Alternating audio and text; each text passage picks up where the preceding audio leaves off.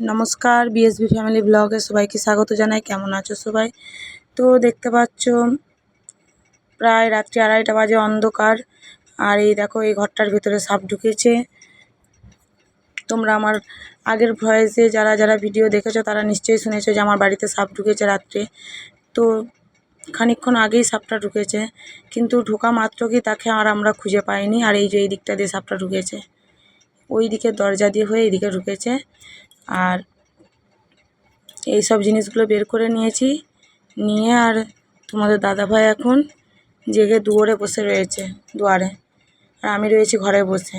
তো সারা রাত দুজনে জেগেই বসেছিলাম। তো দেখি সকাল হয়ে গিয়েছে, আর এখন বাজে ভোর 5টা। আমার ছেলে উঠে ফেলেছে। তোমাদের দাদাভাই যে ঘরের ভেতরে ঘুমাচ্ছে। আর চলো তোমাদেরকে একবারটি যে আমি ওই ঘরটা দেখিয়ে নিয়ে আসি। এ দেখতে পেয়েছি আমার সেলাই মেশিন আর সমস্ত কিছু বের করে দিয়েছি।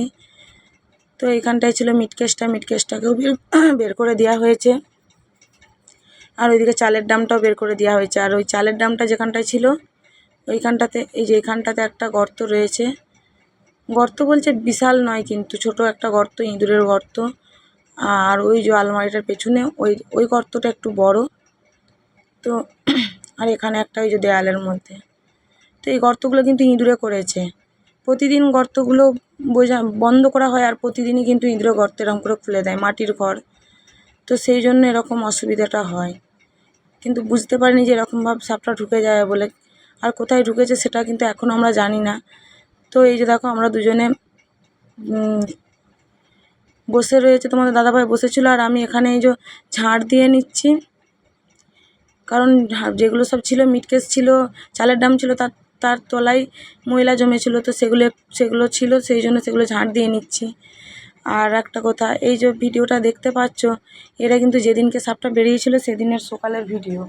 তারপরে কিন্তু বেলার দিকে আমি আর কোনো ভিডিও দিতে পারিনি, কারণ আমরা বাড়িতে ছিলাম না, একটু কাজে বেরিয়ে পড়েছিলাম, সেখানে যেতেই হতো আমাদেরকে।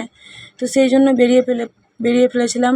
তো তোমাদেরকে আর ভিডিও দিতে পারিনি, কারণ বাড়িতে থাকিনি। আস্তে আস্তে প্রায় সন্ধে হয়ে গিয়েছিল। সন্ধ্যের পরে আর সাপ খোঁজাখুঁজি করাও সম্ভব হয়নি। তো যেমন কারোর ঘর তেমন করেই ছিল। তো সেই দিনটা আর কিছু করতে পারিনি।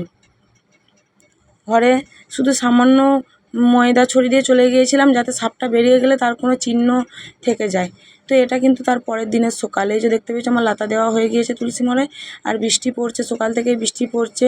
এদিকে আমার ছেলে ছাতু খাবে, তো ছাতু গুলে দিয়েছি আর খাওয়াও হয়েও গিয়েছিল। আর আমার চান হয়ে গিয়েছিল, আমি এই যে চান করে নিয়েছি। এরপরে আমি পুজো করব। তো তোমরা জানো, আমার রেগুলার ভিডিও যারা দেখো তারা অবশ্যই জানো যে সকাল সকাল উঠে আমি আগে কাজটা সেরে নিয়ে তারপরে চান করে পুজো করি। পুজো করার পরে বাকি কাজগুলো আবার সারি। তো এখন আমি পুজো করে নিচ্ছি। আর তোমাদের দাদাভাই গিয়েছে সকালবেলায়, ভাড়া চলে গিয়েছে, ভাড়া ছিল। তো সকালবেলাও কিন্তু আজকে ওই ঘরটাতে কিছু করতে পারিনি।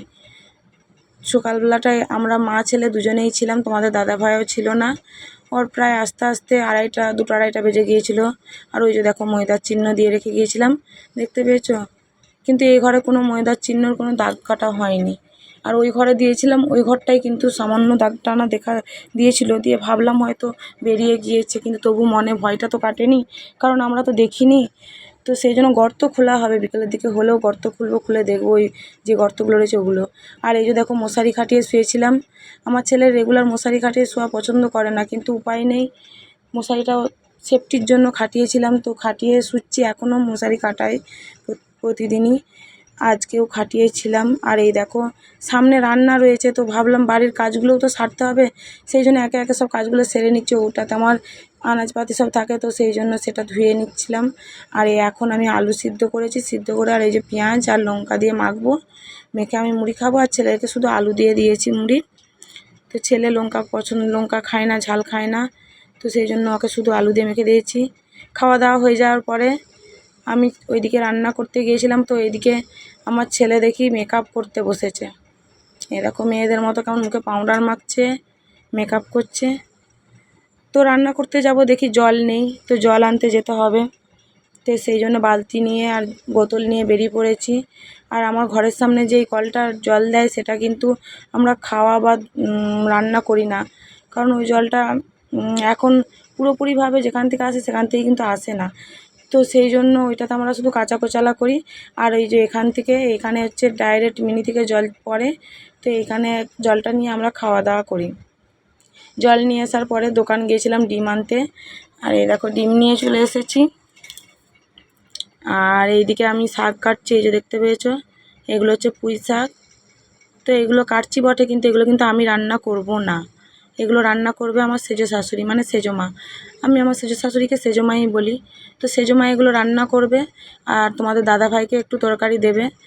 আর একটা কথা বলি, আমার নিজের শ্বশুর শাশুড়ি নেই, কিন্তু এই সেজো শাশুড়ি, যাকে আমি সেজো মা বলি, সে কিন্তু তোমাদের দাদাভাইকে, আমার ছেলেকে খুব ভালোবাসে।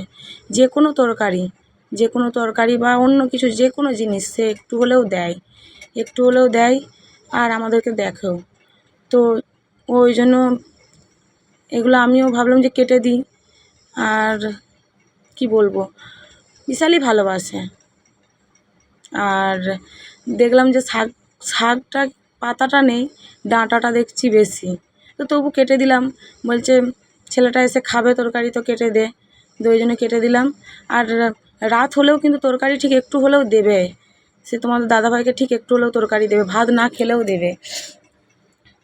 দিয়ে তারপরে শাকগুলো আমার প্রায় কাটা হয়েই গিয়েছিলো। আবার একটা দেখি কাউরাঙ্গা দিয়েছে, বলছে একটু টক করে রাখবি, যদি এসে খাই তো খাবে।